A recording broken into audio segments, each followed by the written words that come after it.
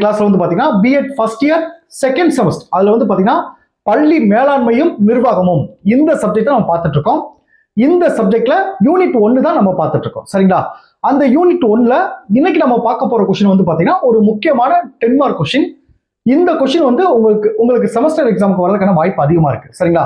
அது என்ன கொஸ்டின், அதை நம்ம கிளாஸ் எடுக்கிறதுக்கு முன்னாடி நம்மளுடைய இந்த B Ed first year second semester கிளாஸ்ல புதுசா ஜாயின் பண்றதுக்கு நிறைய பேர் கால் பண்றீங்க.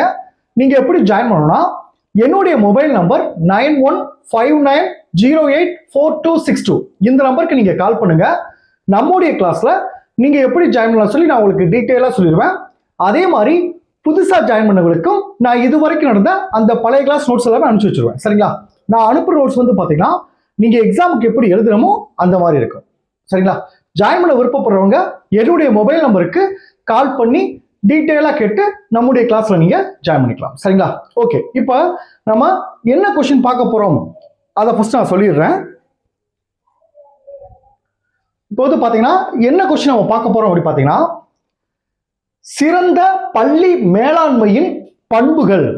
லாஸ்ட் கிளாஸ்ல பள்ளி மேலாண்மைனா என்ன, அந்த பள்ளி மேலாண்மையுடைய குறிக்கோள்கள் நம்ம கிளாஸ்ல பார்த்தோம். சரிங்களா? இன்னைக்கு வந்து சிறந்த பள்ளி மேலாண்மையின் பண்புகள். இதுல பாருங்க, வார்த்தையை பாருங்க, சிறந்த, சிறப்பான பள்ளி மேலாண்மைனா எப்படி இருக்கும், அதுதான் இந்த கேள்வி. சரிங்களா? இப்ப இப்படி கொஸ்டின் என்னன்னா ஃபர்ஸ்ட் பள்ளி மேலாண்மை என்றால் என்ன அதை ஃபர்ஸ்ட் நீங்க எழுதிடணும். எழுதின பிறகு இப்படி நான் பாயிண்டா கொடுத்துருப்பேன். இந்த கேள்வியில வந்து மொத்தம் 9 பாயிண்ட் வரும். சரிங்களா? ஃபர்ஸ்ட் பாயிண்ட் பாருங்க, குறிக்கோள்கள் சார்ந்தது. செகண்ட், கல்வியின் தரம். 3, தலைமை ஆசிரியர்.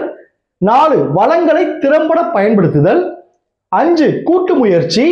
6, தொழில்முறை வளர்ச்சி. 7, திறமை மற்றும் மேம்பாடு. 8, தொடர் செயல்முறை. 9, உள்ளீடு வெளியீடு படிவம். இந்த 9 பாயிண்ட் இருக்கு. சரிங்களா? நீங்க ஃபர்ஸ்ட் வந்து அந்த பள்ளி மேலாண்மை டெஃபினேஷன் எழுதிட்டு இந்த 9 பாயிண்ட் எழுதி பாக்ஸ் போட்டுருங்க. அதை பார்த்தோன்னே உங்களுக்கு நல்ல மார்க் கிடைச்சிடும். சரிங்களா? இப்போ ஒவ்வொரு பாயிண்டா பார்ப்போம். ஃபர்ஸ்ட், குறிக்கோள்கள் சார்ந்தது. எந்த ஒரு விஷயமே குறிக்கோள் இருக்கும். ஒரு பள்ளி மேலாண்மைனா எதை அந்த பள்ளி வந்து அச்சீவ் பண்ணணும் அப்படின்ற அந்த குறிக்கோள் இருக்கும். நம்ம படிக்கிறோம்னா இவ்வளவு மார்க் எடுக்கணும், இந்த ரேங்க் எடுக்கணும், ஒரு குறிக்கோள் இருக்கணும். அதுதான் அந்த குறிக்கோள்கள் சார்ந்ததா அந்த மேலாண்மை இருக்கணும். குறிக்கோளே இல்லாம மேலாண்மை சரியா வராதுல்ல. அதான் பாருங்க, கல்வி மற்றும் பள்ளி படிப்பின் குறிக்கோள்களை அடைவது என்பது இது குறிக்கிறது. பாருங்க, கல்வி மற்றும் பள்ளி படிப்பின் குறிக்கோள்களை வந்து அடைவது தான் இது குறிக்கிறதுன்னு சொல்றாங்க. அடுத்த செகண்ட் பாயிண்ட் பாருங்க, கல்வியின் தரம். இது ஒரே பாயிண்ட் தான். பள்ளியில் நல்ல தரமான கல்வியை அளிப்பதில் பள்ளி கவனம் செலுத்துகிறது. தரமான கல்வி அளிக்கிறது வந்து பள்ளி கவனம் செலுத்துகிறது சொல்றாங்க.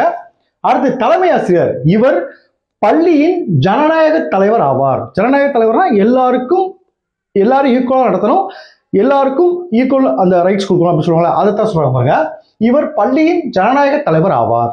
அடுத்து பாருங்க, வளங்களை திறம்பட பயன்படுத்துதல். இதுல ஒரே பாயிண்ட் தான் இருக்கு. பள்ளி திறம்பட செயல்படுதலை ஊக்குவிக்க பள்ளி மேலாண்மை பொருள்சார் வளங்கள் சிறப்பான முறையில் பயன்படுத்த வேண்டும். பள்ளியில் இருக்க வளங்களை வந்து சிறப்பாக செயல்படுத்த வேண்டும். அதுதான் சிறந்த பள்ளி மேலாண்மை அப்படின்னு சொல்றாங்க. அடுத்து, கூட்டு முயற்சி. பாருங்க, பள்ளி மேலாண்மை பள்ளியுடன் தொடர்புடைய யாரா இருக்காங்க பாருங்க, ஆசிரியர்கள், மேற்பார்வையாளர்கள், மாணவர்கள், பெற்றோர்கள் போன்றவரது ஈடுபாட்டை உரிய முறையில் பயன்படுத்திக் கொள்கிறது அப்படின்னு சொல்றாங்க. அடுத்து பாருங்க, தொழில்முறை வளர்ச்சி. ஒண்ணு பாருங்க, பள்ளி மேலாண்மை ஆசிரியர் மற்றும் மேற்பார்வையாளரிடம் உள்ள சிறந்த திறமையை வெளிக்கொணர்கிறது.